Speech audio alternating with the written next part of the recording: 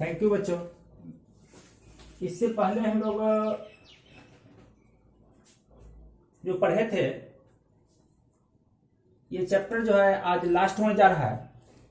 आप लोग कोशिश कीजिएगा कि इस चैप्टर को अच्छा से 2 बार 3 बार रिवाइज कीजिएगा, क्योंकि ये आप चैप्टर आपके परीक्षा का बहुमूल्य चैप्टर है। इसलिए ये चैप्टर जो आप पढ़े हैं इसको 2 बार 3 बार जितना हो सके आप उतने बार आप रिवाइज करते जाइएगा, ताकि आपको आगे दिक्कत नहीं हो। और इस चैप्टर में हम लास्ट में आपको देने जा रहे हैं बहुत वीवीआई क्वेश्चन, जो आपको एग्जाम में पूछता है। ऐसे क्वेश्चन मैं दिखाऊंगा कि आपका कौन सा क्वेश्चन इस चैप्टर का वीवीआई है। तो आप लोग इस वीडियो को लास्ट तक देखेंगे, तब जाके आपको समझ में आएगा कि वाकई में इस चैप्टर में कितने में खासियत था। जो परीक्षा में हम लोग जो पढ़े हैं वो परीक्षा के लिए कितने इंपॉर्टेंट होते हैं ना। तो आप लोग अच्छा से पढ़िएगा ताकि समझ में आ जाए, कहीं से आप लोग कोई दिक्कत नहीं हो। और आप लोग ये चैप्टर को शुरू करने से पहले, इस वीडियो को देखने से पहले मैं चाहूंगा कि आप लोग जहां तक हो सके सब आदमी सब्सक्राइब कर रहे हैं और जहां तक हो सके शेयर करते जाएं, ताकि अधिक से अधिक बच्चे इस वीडियो को पढ़कर लाभ उठावे। और इसको सब्सक्राइब करना नहीं भूलें। आप लोग जब सब्सक्राइब नहीं करते हैं तो मैं जितने वीडियो डालते हैं सब आप लोगों के नजदीक पहुंच नहीं पाता होगा। इसलिए मैं चाहूंगा कि आप लोग निश्चित तौर पर सब वीडियो को देखने से पहले सब्सक्राइब करें। अब बच्चों हम लोग पढ़ते हैं, यहां पर है कि जनन परत का निर्माण, फॉर्मेशन ऑफ जर्म लेयर्स, यानी जनन परत का निर्माण है कि जीवों में जो जनन क्रिया होता है, जनन क्रिया के बाद मादा के यूट्रस में किस प्रकार से शरीर के विभिन्न अंगों का निर्माण होता है। अब देखिए कि आपने पढ़े हैं इससे पहले कि ओवम जो होते हैं फर्टिलाइजेशन होने के बाद, निषेचित होने के बाद विभिन्न खंडों में खंडित होते हैं, जैसे 2 से 4, 4 से 8, 8 से 16 और 16 से 32, 32 से 64 खंडों में विभक्त होते हैं। इस प्रकार से विभक्त होते हुए और एक जीव की शरीर का निर्माण होना आरंभ कर देते हैं। तो आप ये भी पढ़ चुके हैं कि मोरुलावस्था या 8 से 16 के बीच में जो माने अंडाणु विभाजित होता है, इसको मोरुलावस्था करते हैं। तो अब ये आप देखिए इसमें कि हम किस प्रकार विभाजित होता चला जाता है अंडाणु, और जनन परत के निर्माण होते चले जाते हैं। जनन परत का निर्माण मतलब जनन क्रिया करने के बाद शरीर के निर्माण के लिए जितने खंडों में, जितने परत में निर्माण होता है, जितने खंडों में बट के बनते हैं, उसी को कहा गया है जनन परत का निर्माण। आ समझ में बच्चों? दूसरे यहाँ पर है जनन परत को, यानी जनन क्रिया को करने के बाद जो इसका जो निर्माण होता है शरीर को, इसको 3 भाग में बांटा गया। कितने भाग में बांटा गया है? पहला है एक्टोडर्म, क्या कहते हैं पहला को? एक्टोडर्म। दूसरा है एंडोडर्म और तीसरा मेसोडर्म। यानी जनन परत जो है मुख्य रूप से 3 परत होते हैं, यानी जनन क्रिया के बाद जो शरीर का निर्माण होता है ये मुख्य रूप से 3 परत में होते हैं। कौन कौन है? एक्टोडर्म, एंडोडर्म और मेसोडर्म। समझ में आ रहा है? एंडोडर्म। अब हम लोग पढ़ेंगे एक्टोडर्म के बारे में कि एक्टोडर्म क्या है, एक्टोडर्म कैसे बनता है।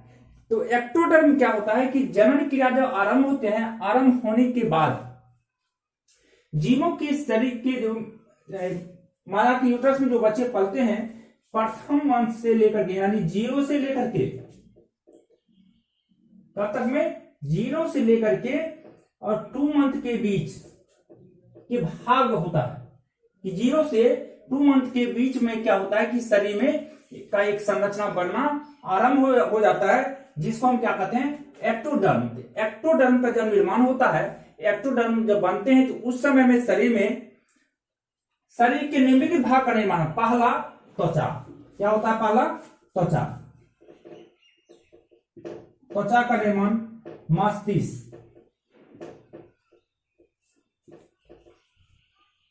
मस्तिष्क का निर्माण मेरु रज्जु, तंत्रिका तंत्र,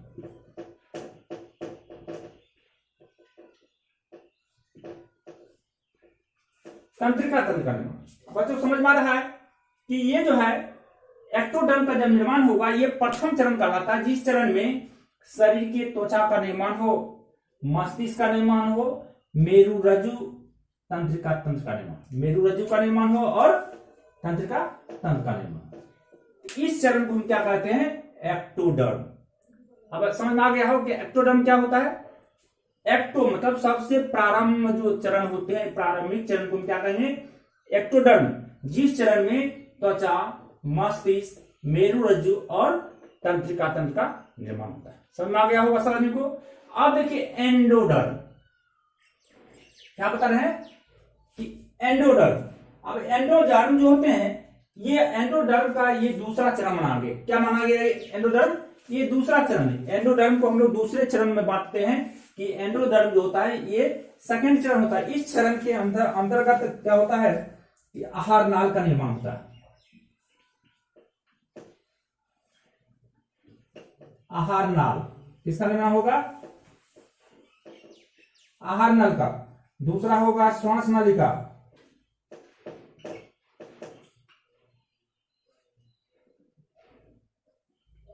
श्वास नलिका। इसके बाद होगा मूत्राशय और कर्ण का मध्य भाग।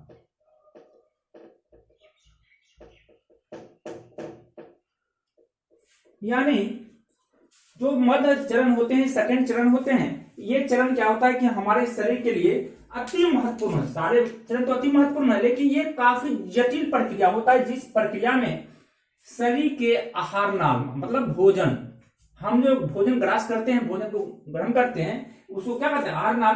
तो आहार नाल का निर्माण, श्वसन नलिका का निर्माण, मूत्राशय का निर्माण और कर्ण मध्य भाग यानी कान के मध्य भाग, भीतरी भाग का निर्माण जो होता है, इसको हम क्या कहते हैं? एंडोडर्म। बच्चों समझ में आ रहा है कि कितने चरण बांटा गया? 3 चरण में, एक्टोडर्म, एंडोडर्म और मेसोडर्म। समझ में आ रहा है? अब देखिए कि यहां पर दूसरा है कि मेसोडर्म। अब मेसोडर्म जो होते हैं, इसमें क्या बनता है? मांसपेशी, मांसपेशी का निर्माण होता है इसी चरण में। दूसरा होता है हृदय, हृदय पेशी। तीसरा होता है रुधिर वाहिनी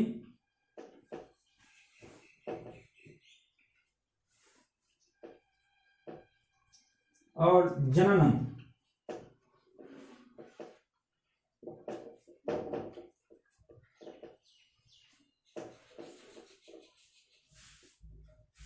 क्या क्या होता है? मेसोडर्म के अंदर मांसपेशी का निर्माण, हृदय पेशी, रुधिर वाहिनी और जननम। यानी जीवों के शरीर में मादा की यूट्रस में जो पल रहे शिशु होते हैं, फर्टिलाइजेशन क्रिया के बाद विभिन्न खंडों में विभक्त होता है। इसको मुख्य रूप से 3 चरण माना। कौन कौन? एक्टोडर्म, एंडोडर्म और मेसोडर्म। कौन कौन चरण है? एक्टोडर्म, एंडोडर्म और मेसोडर्म। अब देखिए कि एक्टोडर्म के अंतर्गत किसका निर्माण होगा? त्वचा का, मस्तिष्क का, मेरु रज्जु का, तंत्रिका का। समझ में आ रहा है? इसके बाद है एंडोडर्म में आहार नाल। देखिए एंडोडर्म अंदर की बात है, आहार नाल, श्वसन नलिका, मूत्राशय और कान के मध्य भाग। समझ में आ रहा है? अब फिर अगला चरण है मांसपेशी का निर्माण। ये जो मांसपेशी का निर्माण होता है, उसका निर्माण किसमें? मेसोडर्म। मांसपेशी का निर्माण, हृदय पेशी का निर्माण और रुधिर वाहिनी एवं जनन परत, जनन अंग। यानी शरीर के अंदर जितने भी जनन अंग होते हैं, इस जनन अंग का निर्माण जो होता है इसी चरण मेसो मेसोडर्म के अंतर्गत होते हैं। अब देखिए मेसोडर्म के अंतर्गत होते हैं, साथ से साथ आप ये समझिए कि फर्टिलाइजेशन क्रिया होता है, तो फर्टिलाइजेशन क्रिया होने के बाद मादा के शरीर में, मादा की यूट्रस के अंदर जो बच्चे का जन्म होता है, फर्टिलाइजेशन क्रिया होता है, इस क्रिया में कुल 9 महीने का समय लगते हैं, 9 महीने 5 दिन के लमसम समय लगते हैं। अब इसमें हम लोग ये देखेंगे कि प्रत्येक मंथ शरीर में किस किस प्रकार की प्रक्रिया होती है, शरीर के किस किस अंगों का निर्माण होता है, यानी प्रत्येक मंथ का हम दिखाने जा रहे हैं कि किस महीने में, किस मंथ में शरीर का कौन सा भाग का निर्माण होगा। प्रथम मंथ, द्वितीय मंथ, तृतीय मंथ, सारे मंथ जो होते हैं, ये 9 मंथ में बच्चे का जो जन्म होता है, तो मादा की यूट्रस में ये किस प्रकार की क्रिया होते हैं और किस प्रकार से विभिन्न चरण में ये बढ़ते आते हैं और शरीर के विभिन्न अंगों का निर्माण होता चला जाता है। हम लोग इसकी ओर चलते हैं। पहले आप एक बार और देख लिए कि जनन परत, यानी जीवों के शरीर में जनन क्रिया जो होता है, उसके बाद 3 परत में बनते हैं, एक्टोडर्म, एंडोडर्म और मेसोडर्म। 3 भाग बांटा गया है। एक्टोडर्म का त्वचा, मस्तिष्क, मेरुरज्जु और तंत्रिका तंत्र। एंडोडर्म के अंतर्गत आहार नाल, श्वसन नलिका, मूत्राशय और कर्ण के मध्य भाग। मेसोडर्म के अंतर्गत मांसपेशी, हृदय पेशी, रुधिर वाहिनी और जनन अंग, यानी नर और मादा का जो जनन अंग होता है उसका भी निर्माण। मैंने बताए थे कि जनन अंग का जो निर्माण होता है ये प्रायः 2 से, इसको बनने में थोड़ा समय लगता है ना, तो ये जनन अंग का जो निर्माण होता है ये अंतिम चरण में है कि 2 से 2.5 मंथ के बीच में लिंगों का निर्माण होता है। जब लिंग का निर्माण होता है यानी जनन अंग का निर्माण 2 से 2.5 मंथ में बनना आरंभ हो जाते हैं। समझ में आ रहा है। अब इन सभी जो भाग, 3 भाग में जो बटा है, इसी के अंदर हार्मोनल क्रिया होता है। तो आप देख लिए कि मांसपेशी का निर्माण हुआ, जनन अंग का निर्माण हुआ, यानी हार्मोन का स्राव किस अंग में होगा, जनन क्रिया में स्रावित होने वाले जो हार्मोन किस अंग में होगा, तो जनन अंग में होगा, टेस्टिस के अंतर्गत होगा, वृषण के अंतर्गत होगा, या फिर मादा की यूट्रस में ओवरी के अंतर्गत होगा। ये सारे भाग का निर्माण जो होता है इसी चरण में होते हैं, मेसोडर्म के अंतर्गत। आ गया समझ में। अब हम लोग इसको मिटा दें। अब हम लोग थोड़ा चलते हैं कि प्रत्येक मंथ मादा में जो जनन क्रिया होता है, जो शरीर के निर्माण होते हैं, इसमें किस प्रकार की क्रिया होती है। प्रत्येक मंथ जो है शरीर के किस अंग का कब कैसे और किस प्रकार से निर्धारण क्रिया होते हैं, हम लोग इसके बारे में अभी थोड़ा जानकारी लेंगे कि प्रत्येक मंथ जो है किस प्रकार से चरण का निर्माण होता चला जाता है। अब देखिए कि पहले जैसे कि पहला मंथ ना, पहले हम लोग आते जैसे प्रथम मंथ हुआ, तो ये प्रथम मंथ जब फर्टिलाइजेशन क्रिया होता है, और फर्टिलाइजेशन क्रिया होने के बाद, सेक्सुअल क्रिया होने के बाद जब अंडाणु निषेचित हो जाते हैं शुक्राणु के द्वारा, तो प्रथम मंथ माने 0 प्रथम दिन से आरंभ होता है ये प्रक्रिया। और ये प्रक्रिया जब प्रथम दिन से आरंभ हुआ तो प्रथम मंथ में जब ये 30 दिन होते हैं, 30 दिन में प्रथम जो है हृदय का निर्माण होता है। किसका निर्माण होता है? हृदय का। प्रथम मंथ में किसका निर्माण होगा? तो प्रथम मंथ में हृदय के निर्माण हो जाते हैं, यानी प्रथम मंथ में हृदय का निर्माण हो जाता है। अब प्रथम मंथ में हृदय का निर्माण होगा और इसके बाद क्या होगा, फिर द्वितीय मंथ। अब देखिए द्वितीय मंथ होगा, इसमें क्या होता है कि पाद का,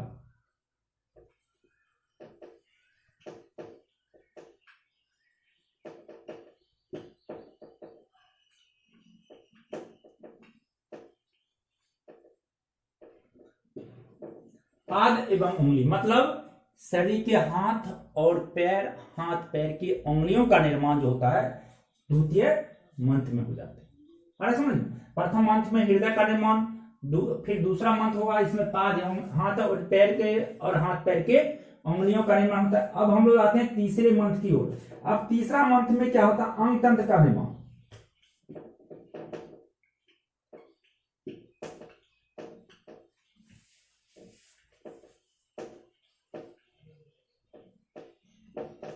तीसरे मंथ में अंग तंत्र। अब अंग में, अंग शरीर के अंदर जितने भी भाग हैं, अंग है, अंग तंत्र हैं, इन सारे अंग तंत्रों का निर्माण किस मंथ में होता है? तो तीसरे मंथ।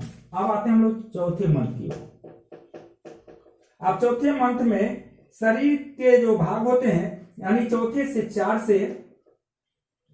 से 5वें मंथ, ये 2 मंथ का क्रिया देता है। 4 से 5 मंथ, 4 से 5वें जो मंथ होते हैं, इसमें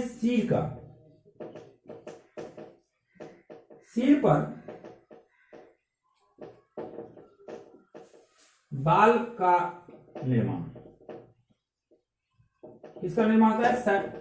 ये जो सिर का होता है, ये सिर पर बाल का निर्माण 4 से 5वें मंथ में आरंभ हो जाता है। अब हम लोग आते हैं छठे मंथ की ओर। छठे मंथ यानी 24वें सप्ताह।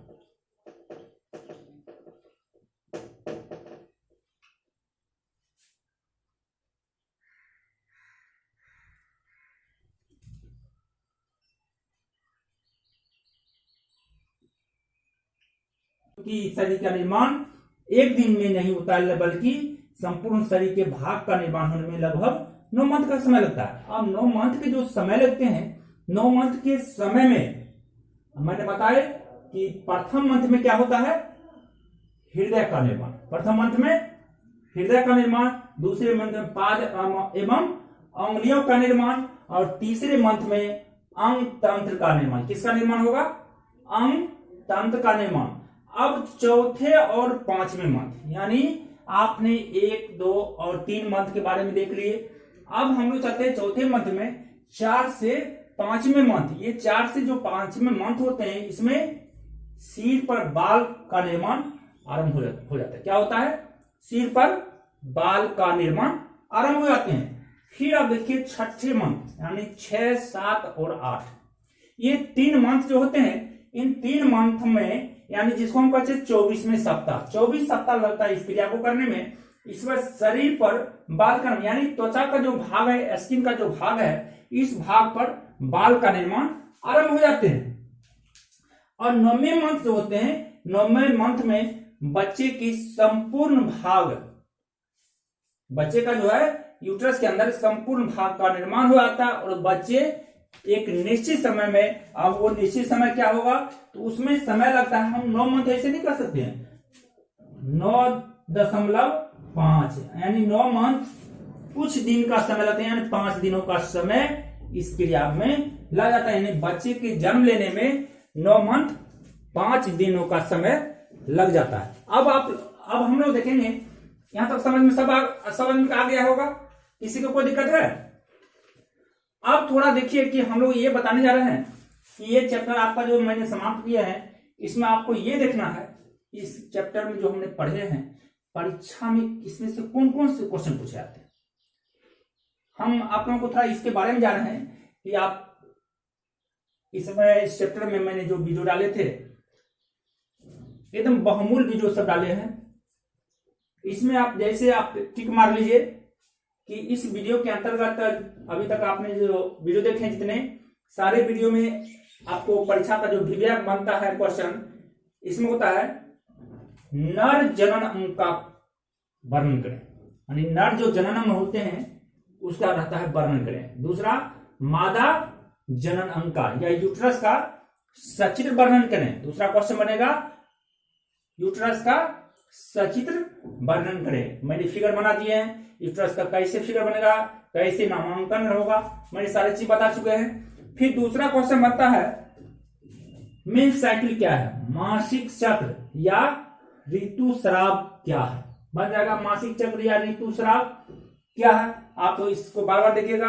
दूसरा है विषम के कार्य, नर के टेस्टिस का क्या कार्य है, विषम का कार्य क्या है, इसके बारे में लिखना है।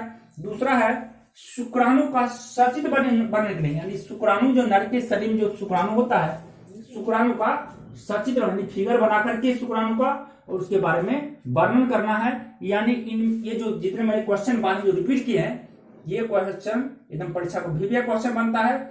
इसमें से आपको 2 क्वेश्चन रहेगा। इसके बाद शुक्र जनन क्रिया किसको कहते हैं, अन्न जनन क्रिया क्या है, ये सब ऑब्जेक्टिव में पूछता है या एक नंबर में पूछते हैं ये सब क्वेश्चन। तो मेरे ख्याल से आप इस वीडियो को जो बच्चे नहीं देखे होंगे, खास करके जैसे अंडाशय का अनुपस्थ काट भाग है, इस वीडियो को 1-2 बार और आप देख ले। ये मादा की यूट्रस का संस्कृत वर्णन देख ले, 1-2 बार वीडियो को रिवाइज करें। मैं चाहूंगा कि सप्ताह में 1 दिन या 2 दिन वीडियो नहीं डालें, ताकि आप उस वीडियो को रिवाइज करते जाएं। शुक्र जन्म प्रक्रिया क्या है उसके बारे में आपको आराम से उसको 1-2 बार वीडियो देखिए, ताकि आपको समझ में अच्छा से आ जाए। और अब हम लोग अगले चैप्टर की ओर चलेंगे ना। तो इसको आप देख करके और इस क्वेश्चन को एक बार बनाइएगा घर पे। जो नहीं बनेगा फिर आप लोग पूछेंगे, मैं इसको फिर से समझाएंगे। और अगले दिन हम लोग ये चैप्टर समाप्त हो गया, 4th चैप्टर है, चैप्टर नंबर 4 को हम लोग शुरू कर देंगे। लेकिन आप लोग इससे पहले मैं चाहूंगा कि जो वीडियो देखें सारे वीडियो को 1-2 बार जरूर रिवाइज करें, ताकि आपको कहीं से कोई दिक्कत नहीं हो। जय हिंद बच्चों।